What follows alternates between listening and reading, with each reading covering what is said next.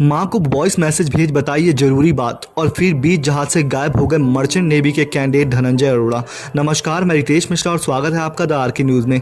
जैसा कि आप में से कुछ लोग जानते होंगे कि धनंजय अरोड़ा कौन है और क्यों हम उनके बारे में इतनी बातें कर रहे हैं, और अगर आप नहीं जानते हैं तो प्लीज़ वीडियो को लास्ट तक बनिए रहिएगा। राजधानी दिल्ली में रहने वाले 21 साल के merchant navy candidate Dhananjay Arora Mauritius के पास पानी जहाज से अचानक लापता हो गए। उनके बारे में परिवार को अब तक कुछ पता नहीं चल सका। परिवार का कहना है कि धनंजय ने उनसे आखिरी बार 13 सितंबर को फ़ोन पर बात की थी। इस बातचीत में वे डरे हुए लग रहे थे। इसी दौरान रात के समय जहाज से एक अधिकारी की तस्वीर भेजी और कहा कि इसे संभाल कर रखना। धनंजय इसी के बाद संदिग्ध परिस्थितियों में लापता हो गए। उनका परिवार पिछले 6 दिनों से उनसे संपर्क नहीं कर पा रहा। उन्हें डर है कि उनके बेटे के साथ कुछ गलत ना हुआ हो। प्रधानमंत्री और गृह मंत्री से मदद मांगी, लेकिन कुछ मदद ना मिल पाने के कारण धनंजय अरोड़ा को ढूंढने के लिए लोग सोशल मीडिया पर ट्वीट कर रहे हैं और मदद की गुहार लगा रहे हैं। उनके परिवार ने ट्वीट के साथ प्रधानमंत्री और गृह मंत्री के कार्यालय को ईमेल करके भी मदद मांगी, जिससे पानी के जहाज में वह सवार थे उस पर हांगकांग का झंडा लगा है और वह चीन के निगाम्बो की ओर जा रहा है। धनंजय के परिवार को केवल उनका लापता होने की जानकारी दी गई है। इसके अलावा उन्हें अभी तक कुछ भी नहीं बताया गया। धनंजय के परिवार और दोस्त अब सोशल मीडिया पर भारत सरकार के बड़े अधिकारियों और नेताओं से मदद की गुहार लगा रहे हैं। उनके एक दोस्त अमन पठान ने कहा कि अभी तक धनंजय अरोड़ा के बारे में कुछ पता नहीं चल सका।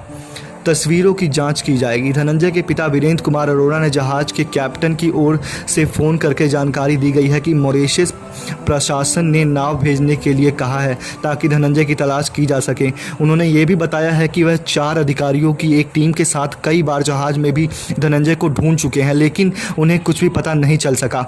कैप्टन ने यह भी कहा है कि जो तस्वीर लापता होने से पहले धनंजय ने अपने परिवार को भेजी थी उसकी भी जाँच की जाएगी। मूल रूप से तमिलनाडु के रहने वाले इस कैप्टन ने कहा कि धनंजय बेहद ही अच्छे इंसान थे। उन्होंने ये भी कहा कि काफ़ी लंबे समय से वे ये काम कर रहे हैं। मामला उन्होंने कभी नहीं देखा। कैप्टन ने कहा ढूंढने की पूरी कोशिश हो रही है। कैप्टन कहते हैं कि हमने सब कुछ कर लिया, लेकिन पता नहीं लग पाया कि आखिर हुआ क्या था। मैं भी इस पर काम कर रहा हूँ। हम धनंजय को ढूंढने की पूरी कोशिश में लगे हुए हैं। हमने मॉरिशस की हेलीकॉप्टर और विमान की मांग की है, लेकिन उन्होंने कहा है कि घटनास्थल काफ़ी दूर है। उन्होंने ये भी कहा है कि उन्होंने 2 दिनों में पूरे इलाके में तलाशी की है, लेकिन वह इस बात से काफ़ी दुखी हैं कि धनंजय अरोड़ा को ढूंढ नहीं पा रहे। वह कहते हैं कि वह जितनी कोशिश कर सकते हैं उतनी कर रहे हैं, कहीं शिकायत दर्ज नहीं कराई। धनंजय अरोड़ा के पिता वीरेंद्र अरोड़ा जी ने कहा कि उनके बेटे के चीफ अफसर से कुछ परेशानी थी और जैसे ही मैसेज भेजे जाने के बाद ही ये घटना हो गई, इसलिए उसमें जांच करने की ज़रूरत है। धनंजय के दोस्त पठान कहते हैं कि हमें ये बताया गया है कि मॉरिशस के 4 नाव धनंजय को ढूंढने के लिए निकली हैं, लेकिन इस बात की कोई भी आधिकारिक पुष्टि नहीं है। इसके अलावा किसी भी देश में पुलिस में कोई शिकायत दर्ज नहीं कराई गई। इससे पहले दिल्ली में की झिलमिल कॉलोनी में रहने वाले वीरेंद्र ने कहा था कि उनका बेटा मॉरिशस के तट से करीब 500 मील दूर शाम 5 बजे के करीब गायब हुआ था। अभी तक इस शिपिंग कंपनी की ओर से कोई भी जवाब नहीं दिया गया है। जिसमें धनंजय सवार थे, आने पर भी नहीं पहुंचे थे धनंजय अरोड़ा। धनंजय की मां ने कैप्टन से बात करते हुए कहा कि जुलाई में जहाज से जुड़ने वाले एक अधिकारी को लेकर उनके बेटे ने शिकायत की थी। धनंजय का कहना था कि अधिकारी उनके साथ गलत व्यवहार करता था। वहीं परिवार को 13 सितंबर की आधी रात को बेटे के गायब होने की जानकारी मिली। रात के 9 बजे जहाज में धनंजय की तलाश शुरू हुई। जब रात के खाने के लिए नहीं पहुंचे। ऑन बोर्ड जहाज में जब 3 घंटे तक भी उनका पता नहीं चला तो रात को 12 बजे परिवार को इस बारे में बताया गया। तब कहा कि तलाश की जा रही है, लेकिन अभी तक कुछ पता नहीं चला। आपको बता दें कि धनंजय अरोड़ा का एलिगेंट मरीन सर्विस प्राइवेट से था करार।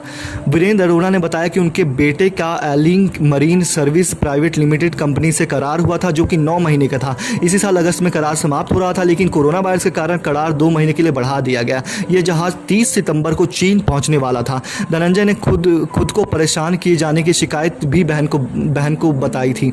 साथ ही मां को वॉइस मैसेज भेजकर कहा था कि वह काफ़ी थके हुए हैं। इसके साथ ही उन्होंने वॉइस मैसेज में मां की सेहत को लेकर भी पूछा था। धनंजय ने कहा था कि वह काफ़ी थका महसूस कर रहे हैं और पूरे परिवार को याद कर रहे हैं। उन्होंने कहा कि वह जल्द ही सबसे मिलेंगे और सबसे अपना ख्याल रखने को कहा। वहीं बीते 10 महीनों से काम पर थे और कोरोना की वजह से घर भी नहीं आ पाए।